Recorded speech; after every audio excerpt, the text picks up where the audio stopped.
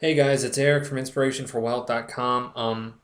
I have had an insane weekend and I want to tell you about it real quick. But one of the things that happened to me this weekend was I actually had a pretty traumatic life or death experience that I decided to blog about, which is really interesting for me because I decided this past week that I was going to start a blog to try and inspire people to share amazing stories and information to help them become more successful in their business. And almost immediately after making that decision, I had a traumatic life or death experience that has changed my mind about so many things and has made me consciously decide to be a better person and to call old friends and to get involved, get involved in my family's life more and talk to people that I haven't talked to in a while before. But let me start from the beginning. This past weekend I was doing jiu-jitsu and um, well, what happened was I was exposed to some head trauma, and basically, if you've ever done jujitsu, it's somewhat of a violent sport. It's something I'm passionate about, but it is kind of violent. You get knocked in the head, you get choked. These sort of things happen, and the consequence of that is occasionally you will end up with bruises, things like that. In this situation, I was in a guillotine choke for a little bit too long. I ended up going over to a friend's house and we were playing video games and watching TV. And next thing I know, I I just fell on the floor and I was unresponsive, and I was unresponsive for about 30 minutes to an hour, depending on who you ask and things like that. And I was shaking and I'm going to tell you something right now. If you've never had a seizure, hope to God that you never do, because it is one of the scariest things you will ever experience. It is literally one of the most frightening things you'll ever experience. It's like somebody is flashing a strobe light on your consciousness, where you're aware of things and then you're not aware of things, and you're aware of things and you're not aware of things. You can feel your body and then you can't feel it. You can feel your body and you can't feel it. You can feel the floor and you can't feel it. You can feel the floor and you can't feel it. It's really frightening, and it's a lot like dying.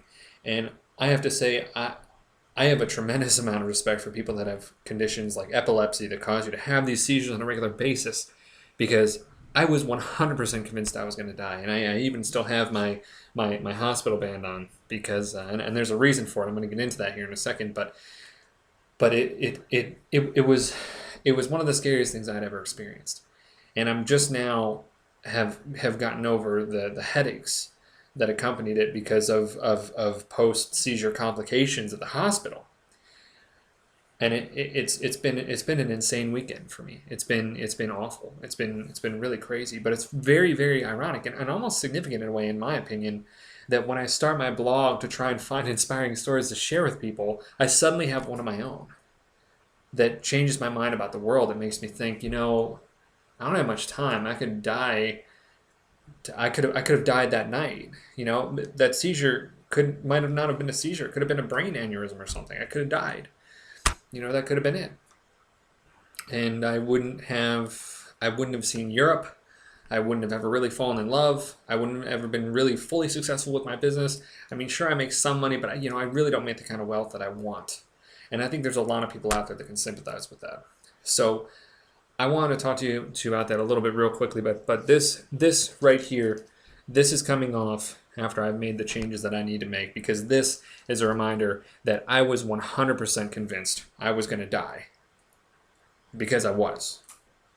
I wasn't just suspecting that I might die like a lot of people have with near-death experience. I was 100% convinced that I was dead, that I was gone, because I had never had a seizure before. And like I said, if you've never had a seizure before, it's a lot like dying, and it's scary. And it's a very clear image in my mind. The whole thing playing out. It's still I can still see it and I can still feel it. But I want to try and take something positive away from it. And this is what I'm taking away from it. This is what I've learned. Because I feel like I've learned so much. One of the things that I've learned is that when you're dying, one of the things you're going to want to do more than anything else. I apologize if this gets me a little bit emotional, but one of the things you're going to want to do more than anything else is tell the people that you love them. And you can't do that. And it's paralyzing and it hurts. It hurts more than anything. because you suddenly realize that there's some people out there that maybe don't know that you love them, and maybe they deserve to know. You know, when you're on your deathbed in your final moments, you know, you might not be able to just reach out to that person and say, you know what, I love you. I love you. I think you're wonderful. I think you're great. Whether that be a girlfriend, brother, sister, aunt, uncle, mom, dad, you know, and you're going to want to say that. And you're not going to be able to. And that's one of the scariest things in the world, is to think about dying without being able to being able to know for sure that the people that you love know that you love them. You know, and you feel yourself calling out to them spiritually, but in your body you're paralyzed and you can't move, like I was. You know, I could barely move, I could barely speak, and I thought I was going to die. And you know, the thought of dying with the people that I love, not only not knowing that I love them, but having to be introduced at my funeral, was unacceptable.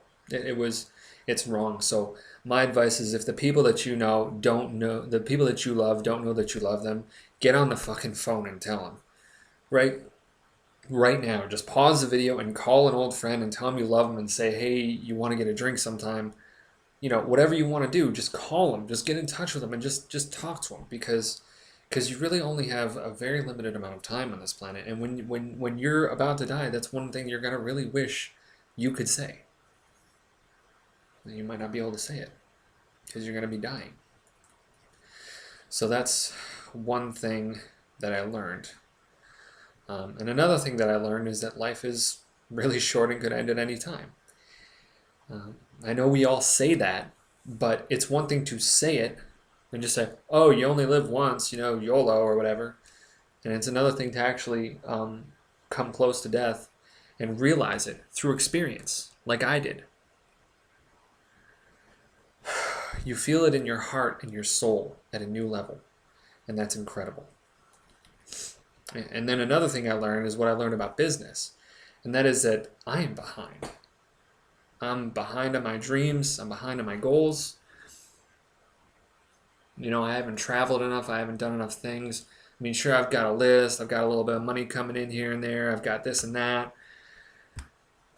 But man, I'm not really free. You know, I'm not really 100% free, and I'm somewhat ashamed of that, because I want to be a person that is truly free and truly independent and able to experience the world the way it was meant to be experienced. And then the last thing I learned was what I learned about myself. Now, it took me a while to realize this, but you know, a friend of mine, I heard a guy say, everybody is a miracle waiting to happen. And if you know who said that, you're the man. But I'm going to leave it up to you guys to figure it out.